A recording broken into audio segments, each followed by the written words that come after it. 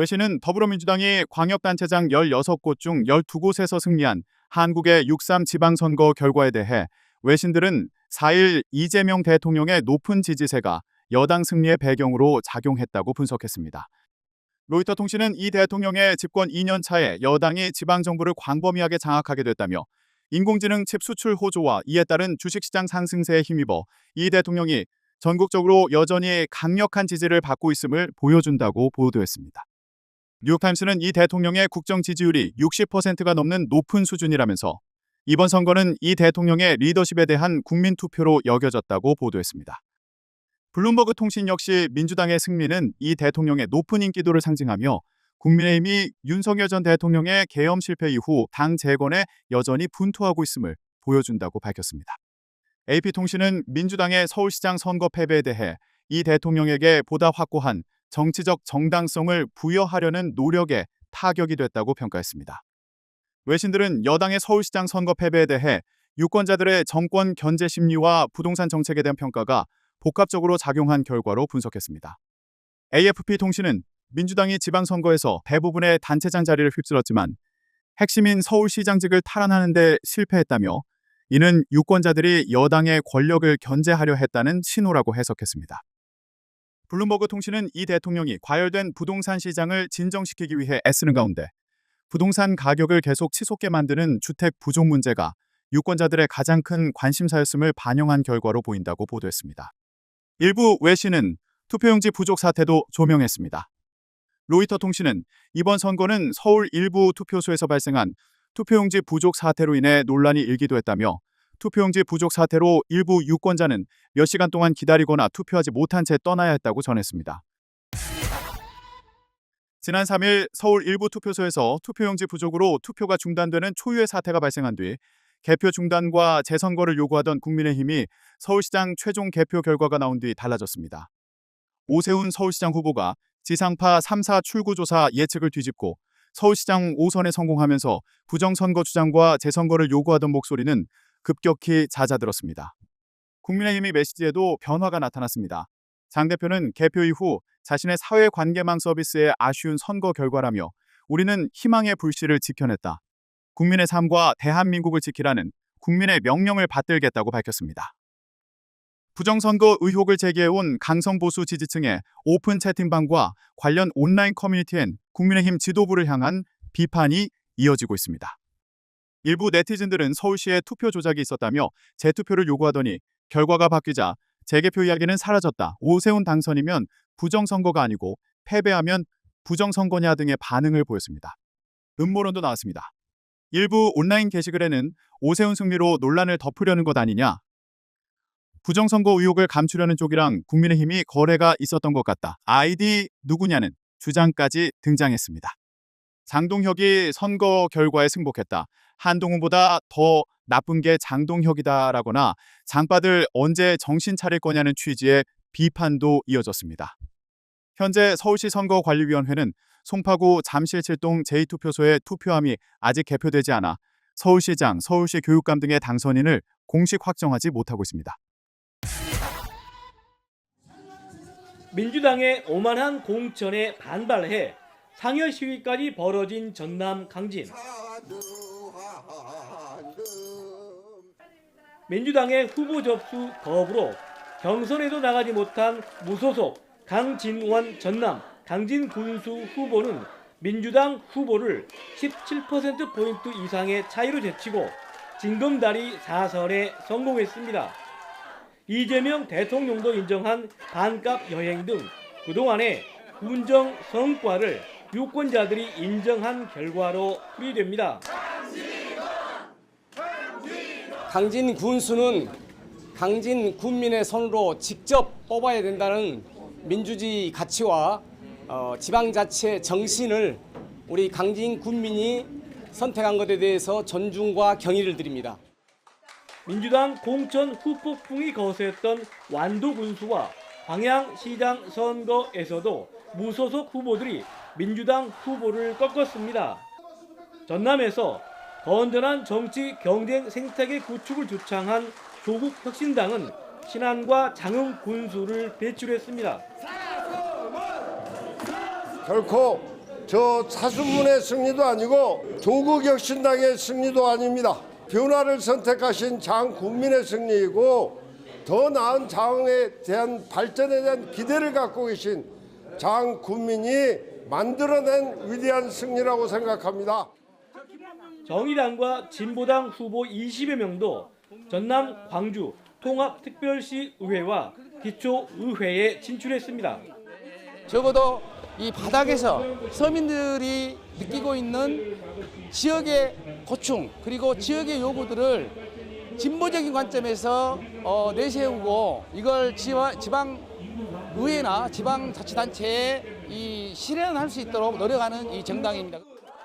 전남 22개 시군 가운데 무소속과 조국혁신당 당선 단체장은 모두 5명. 전남에서의 민주당 공천은 곧 당선이라는 불문율이 여러 곳에서 깨지면서 앞으로 풀뿌리 민주주의 정치 지형에 적지 않은 변화가 예상됩니다. YTN 김범환입니다. 사상 첫 5선 서울시장의 역사를 쓴 오세훈 당선인.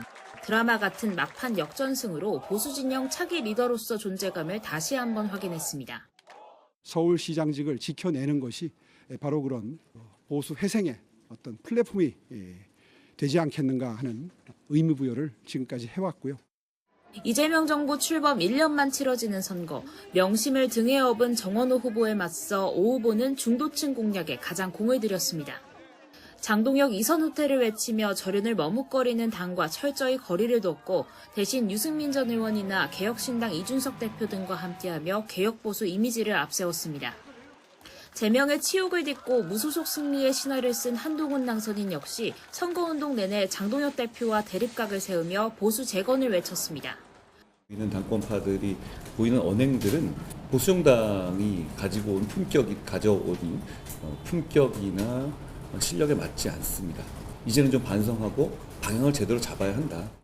연고도 없는 부산, 그것도 민주당 지역구에서 승전고를 울리며 한 당선인에 대한 복당 요구가 또 한 번 힘을 받을 거란 전망이 우세합니다. 장 대표로선 적잖은 부담에 직면한 셈인데 특히 본인과 손잡은 박형준 부산시장, 박민식 부산북갑 후보가 모두 낙선한 건 뼈아픈 지점입니다. 당장 의원들 단체 대화방에선 당 잘못에 후보들이 안 할 고생을 했다, 다음을 위한 환골 탈퇴는 필수라는 등 장동혁 책임론이 쏟아졌습니다. 장 대표는 의원총회에도 불참하며 종일 두문불출했고 대신 책임을 피하지 않고 함께 새길을 찾겠다는 서면 입장문으로 자리를 지키겠다는 뜻을 분명히 했습니다. 당권파도 정권 1년 만에 치러지는 선거에서 광역단체장 4곳, 재보궐 4석을 이겼다며 퇴진은 어불성설이라고 엄호했습니다. 당장 다음 주 원내대표 선거가 치러집니다. 계파 갈등 불씨 속에 지방선거 이후 당내 세력구도 변화를 읽어볼 가늠자가 될 전망입니다. YTN 박정현입니다.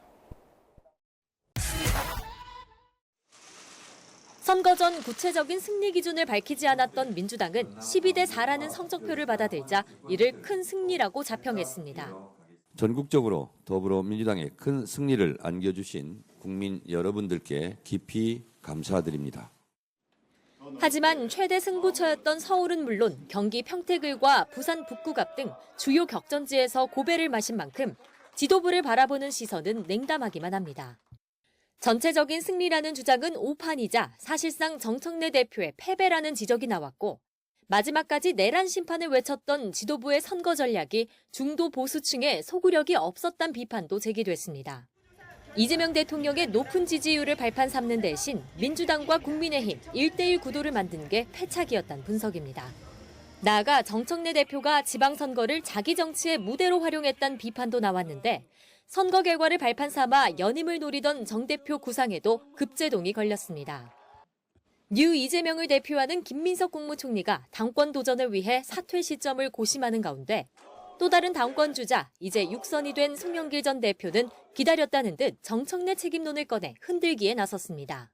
당대표가 모든 정치적 책임을 지는 거죠. 어차피 전당대회가 있으니까 이제 종합평가를 받겠지요.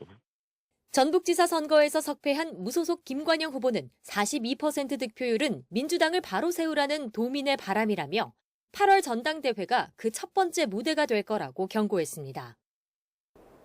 민주당 일각에선 텃밭인 전북에서 이원택 후보가 50%를 겨우 넘긴 것도 사실상 패배라는 목소리가 나옵니다. 지방선거 성적표가 지도부를 겨냥하면서 전당대회를 앞둔 민주당 내 계파 갈등이 수면 위로 떠오르고 있습니다. YTN 황보혜경입니다. 선대위 해단식에 참석한 평택을 국민의힘 유이동 당선인의 얼굴에 웃음이 떠나질 않습니다. 유이동 화이팅! 유이동 화이팅! 5파전, 특히 범여권 진흙탕 싸움 속에 마음 졸였던 만큼 기쁨도 2배. 참으로 잔인한 5월이었다며 수도권 4선 무게를 가벼이 여기지 않고 초심으로 봉사하겠다고 다짐했습니다. 이렇게 달콤하고 동시에 무겁게 다가오는 그런 행사이긴 처음인 것 같습니다. 당 안팎에선 유이동 역할론이 커지고 있습니다. 신유승민계로 표현되는 개혁보수 이미지에 과거 정책위 의장과 여의도 연구원장을 지낸 경험, 신한동훈계와 접점까지 갖춘 만큼 원내대표 출마설이 힘을 받는 건데 일단 본인은 말을 아낍니다. 개인적인 역량이 아주 뛰어나거나 이래서 선거 승리를 했다기보다는 최소한의 견제가 필요하다는 차원에서 선택을 해주신 거기 때문에 일단 그 부분부터 정리하는 게 맞는 것 같습니다. 유이동 당선인이 장밋빛 꿈을 꾸는 사이 범여권은 혹독한 청구서를 받아들었습니다. 이번 평택을 재선거에서 민주당과 조국혁신당의 득표율 합은 56.01%. 민주당은 우군끼리 경쟁하다 남 좋은 일만 시켰다며 후회 막심입니다. 같은 색깔의 후보 간 경쟁이 다른 정당에게 어부지리를 주는 그런 양상이 돼버린 것 같습니다. 매우 안타깝습니다. 충격의 3위, 조국 후보는 당대표직 사퇴로 패배 책임을 짊어졌습니다. 광복절 특별 사면 이후 전당대회에서 뽑힌 지 반년 만입니다. SNS에 일출 사진을 올렸다 지운 조 대표는 자신이 부족했다며 담금질하면서 다음을 준비하겠다고 밝혔습니다. 민주당 간판을 달고 충격패한 김용남 후보도 앞으로 어떤 모습으로 보답할 수 있을지 차분히 고민하겠다고 메시지를 냈습니다. 이번 평택을 싸움은 개개인의 여의도 입성 여부를 넘어 정치적 재기와 후퇴, 크게는 정치 지형까지 좌우할 상징적인 승부로 남게 됐습니다. YTN 김다현입니다.